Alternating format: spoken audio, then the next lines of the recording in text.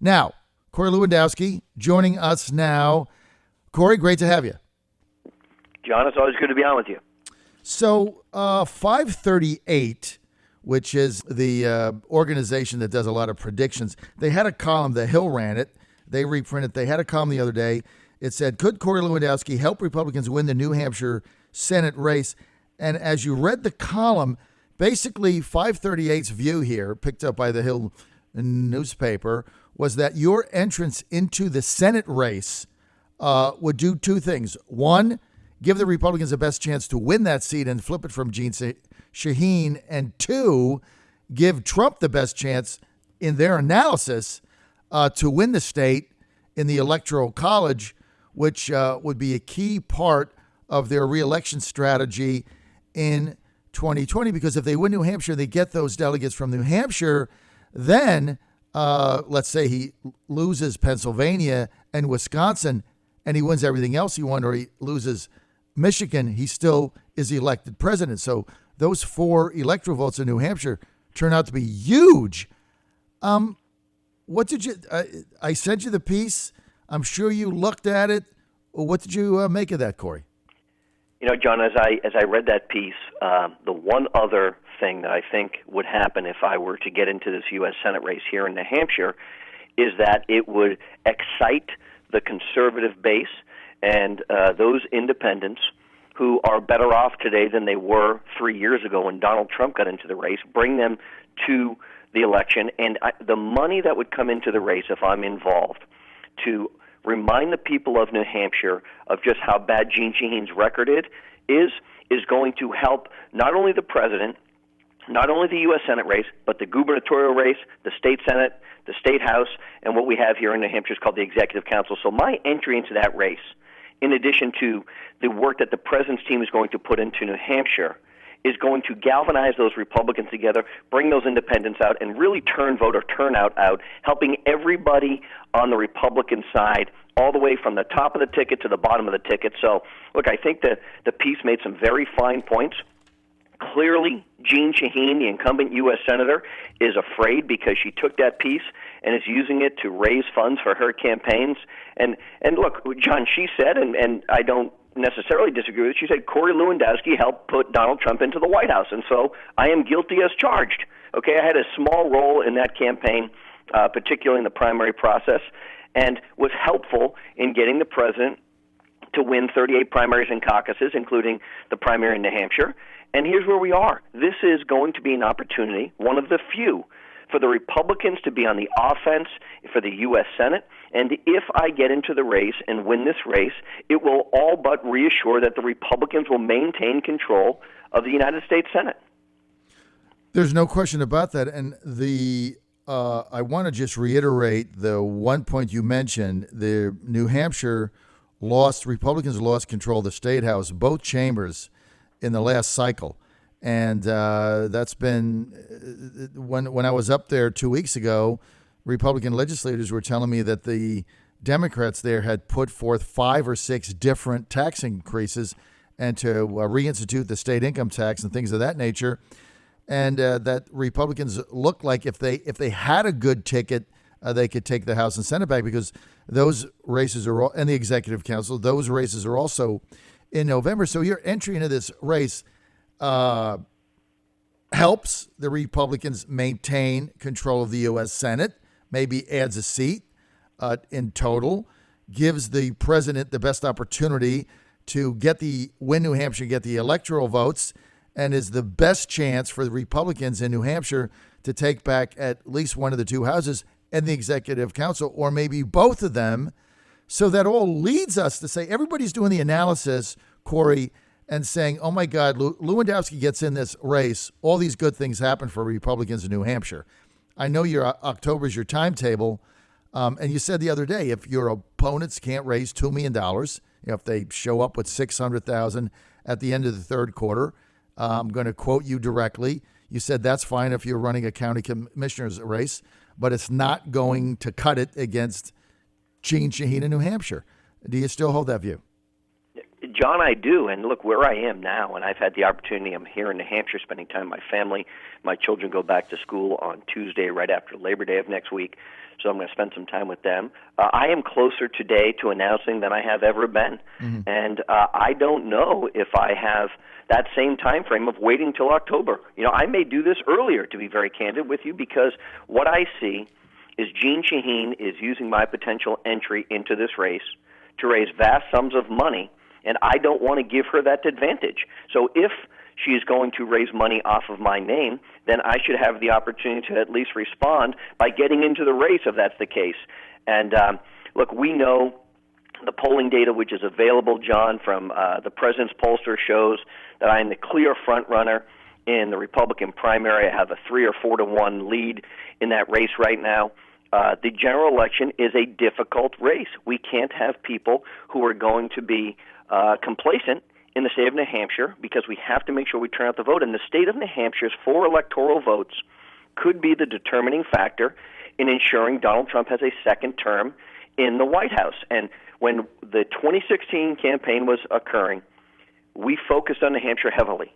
It was at a time where the president was not as strong with the Republican Party as he is today. It is at a time where he did not have complete control over the Republican Party, which he does today. And we have a one unified effort, which is to make sure the president is reelected for another 4 years in 2020 at the national and at the state level. And so the state of New Hampshire is always a battleground state. The president lost it. Then candidate Trump lost it by about 2,700 votes. They've made some altercations in the laws that now say in order to vote in New Hampshire, you actually have to be a New Hampshire resident, which is sounds like a quirk. It sounds like a misspeaking, but it isn't. You have to have been a resident in New Hampshire and have to make sure that prior to voting, you are a registered resident of the state, which is a very basic component of having the opportunity to vote here.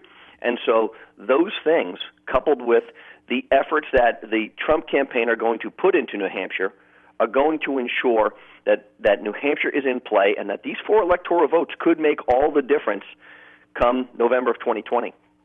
So let me ask you something, Corey Lewandowski. Last time you were on, you were saying October. Is it my understanding that you are announcing your Senate race in the next coming days? Well, look, I have been diligently putting my team in place behind the scenes. You know who some of those people are. I know the best political consultants in the country. I know the worst. I know the guys who take money off the top of things and line their own pockets. I know the real workers here.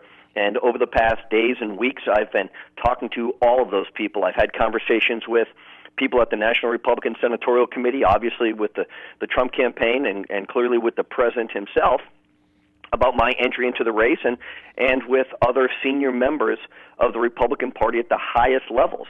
But in addition to all of that, I've talked to my family and my friends, and I continue to travel around New Hampshire and talk to people who tell me that they want someone who is a strong conservative candidate who's going to be able to go to fight in Washington the same way that they fight for the things that they believe in. And right now, I don't believe we have that individual in either of our U.S. senators.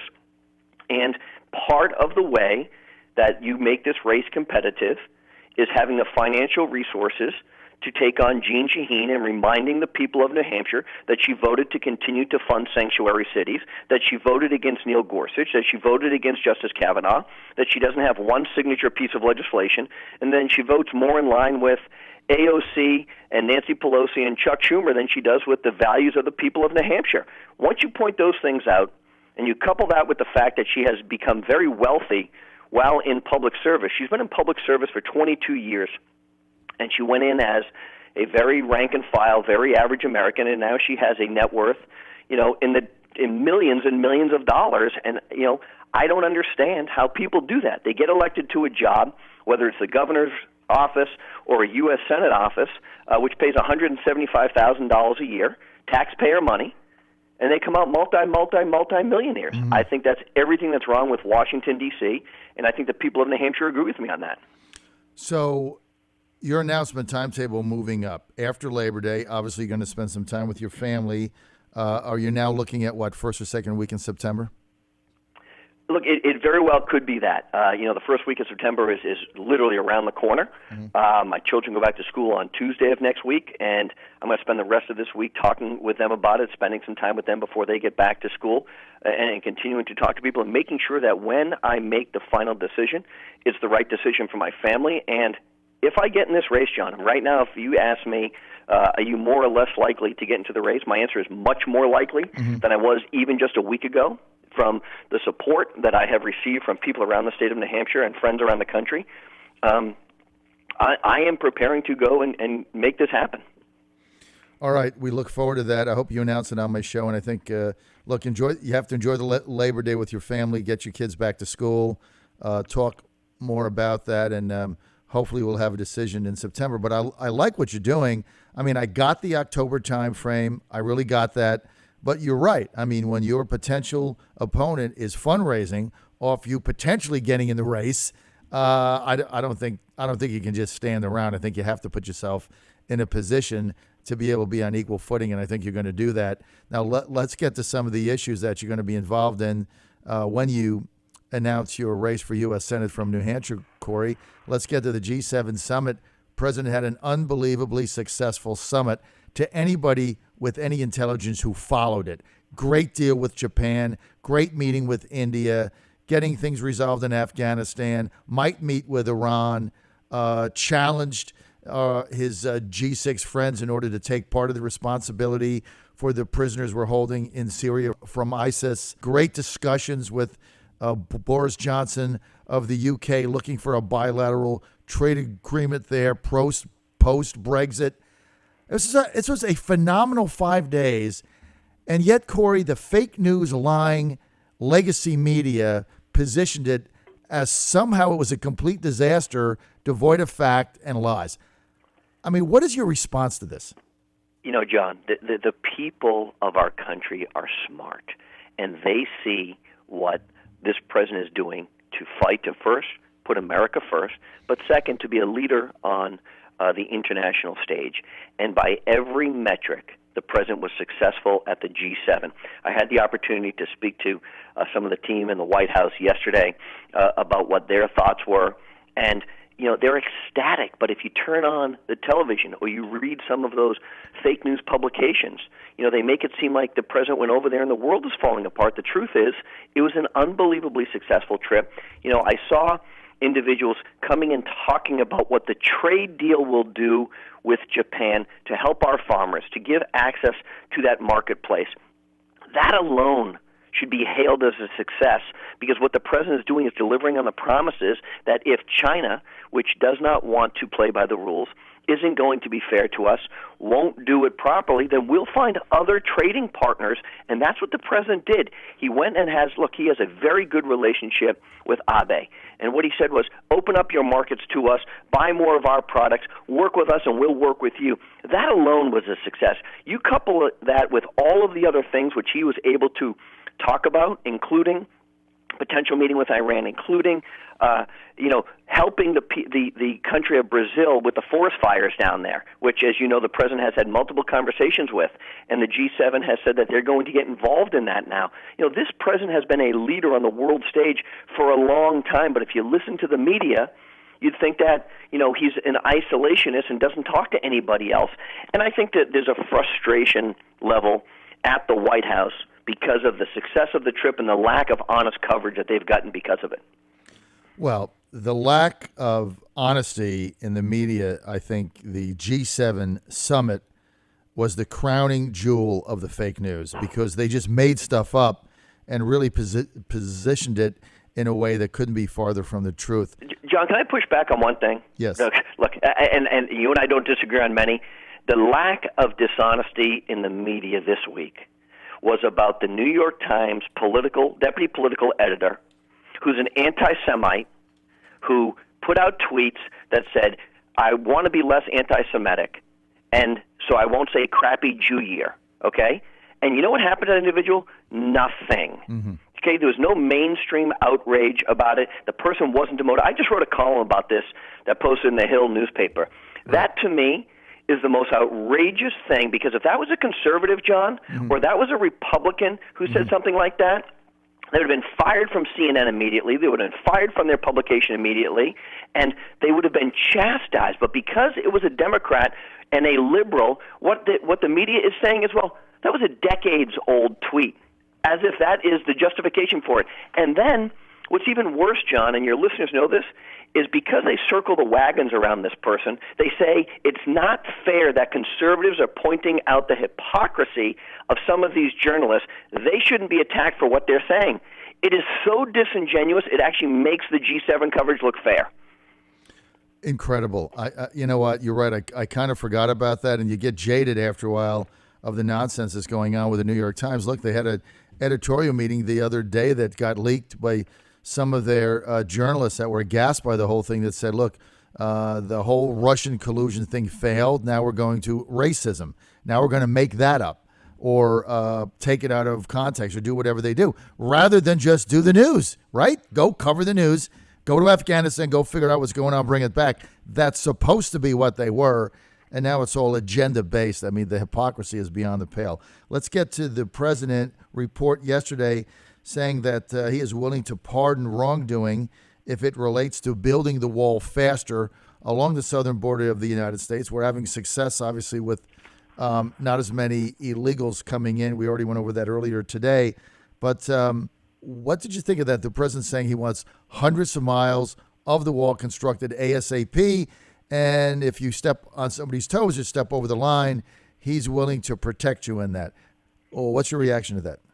John, my reaction is this is what the American people want. The American people want to know that they're safe and secure, and the number one job of the President of the United States is to protect the American people from all enemies, both foreign and domestic. He raised his right hand on the Bible, and he said he would do that. And you know what?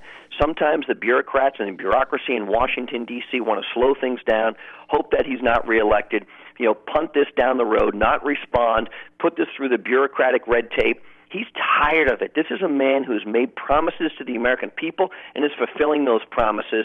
And there is nothing more important to the people of the United States than living in a safe and secure environment. And part of that safety involves knowing who's coming into the country, making sure that those people are vetted and that they are coming into the country legally. Mm-hmm. And so I agree with the president. Take every step necessary to make sure that the wall is built, that the highest traffic areas of human trafficking and narcotic trafficking are stopped. And, John, I was down about a month ago, right, in New Mexico, Texas, and the Mexico border, right, where the private funding of the wall was done on We Build the Wall. And I saw specifically that was the highest traffic route of human trafficking and drug trafficking in the country before that wall went in. Since that wall has gone up, it has gone from 1,000 interdictions a day to zero because no one's coming across the border. It's gone from human trafficking, hundreds a day to zero. It's gone from, drug, narcotics coming into the country to zero. Walls work. If you don't believe me, ask the people of Israel. We are a sovereign nation, and this president has a duty and obligation to make sure he's protecting the people of our country, not allowing unelected bureaucrats to slow things down. He's saying bypass those systems, get the wall built, because it's a pledge he made and it's a promise he's going to keep to the American people. Corey, final question. We're almost out of time. The president at the G7 summit asking our G6 partners to take some responsibility for the prisoners in Syria from ISIS. They pushed back on that. We're keeping the burden. He got criticized for that. What is your view? Well, he got criticized, John, because once again, this president is a forward thinker. He's a leader, and he's saying we need to do something. And you know what? Sometimes he says things that the world takes days, weeks, months, or even years to come around to. Mm-hmm. And, John, I remember, just to put this in perspective, at the last G7, if you remember, right? Mm-hmm. He called out our friends, our allies, and said, you need to put more money in. And you remember that very famous picture of him sitting there and all the world leaders looking at right. him. Well, he was sitting there with his arms crossed, and the media was in outrage that he would treat our friends like this. Look, this president is a leader, and he brings thoughts and leadership to significant world events, world conferences like this. And sometimes our other friends, allies around the world aren't ready for such a straight talker to tell them what the problems are and to step up and fix those problems. There is no difference to this whatsoever. Well, Corey, just like he got the money finally for NATO, he's getting it done. He's getting everybody to put nearly the 2% that they promised in. Before he did this and demanded it, we got much less than that, and we were carrying the burden. He's doing the same thing with the ISIS prisoners that we have in Syria. He's saying, look, you're all in on this with me. Why are we taking the burden of it all? I think that makes sense. But look, we need you in the U.S. Senate so that you'll be able to articulate and support the president's American First agenda. You certainly got the opposite of that with Jeanne Shaheen. But the other thing is, Corey, likely in a Trump second term, we're going to get one or two more Supreme Court justices. Do you have a litmus test on that? What type of a justice would Senator Corey Lewandowski be in favor of? John, I do have a litmus test. It's called understanding the Constitution, not making it up and not legislating from the bench. And that's what we have seen now in too many federal judges. They decide they want to be elected officials, and they want to legislate from the bench. I believe that in the annals of great judges, Antonin Scalia, right? Clarence Thomas, individuals who understand what the Constitution was designed for and use that Constitution as a guide to make sure that our principles of our forefathers are adhered to without making up the rules as they change over time. And so, look, this president is going to have in a second term one, potentially two Supreme Court justice nominations. And if I'm in the United States Senate, I'll be looking at those individuals. And unlike Jeanne Shaheen, who said that Brett Kavanaugh was not qualified to be a U.S. Supreme Court member, and Justice Gorsuch was not qualified, both who are exemplary members of our court, who were exceptionally qualified. She has become a partisan.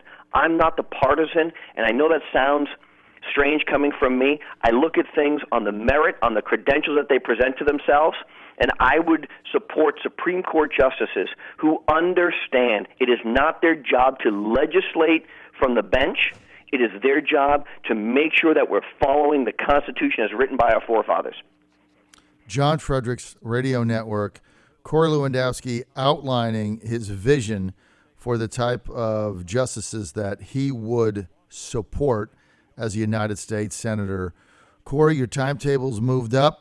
We know you're going to announce it on our show in a week or two. Have a great holiday weekend. I look forward to getting back up there and being right in the middle of your campaign for U.S. Senate. Thank you, John. Have a great weekend. Trump wins New Hampshire. You're going to be saying, Senator Corey Lewandowski. This is the John Fredericks Radio Network. Stay with us.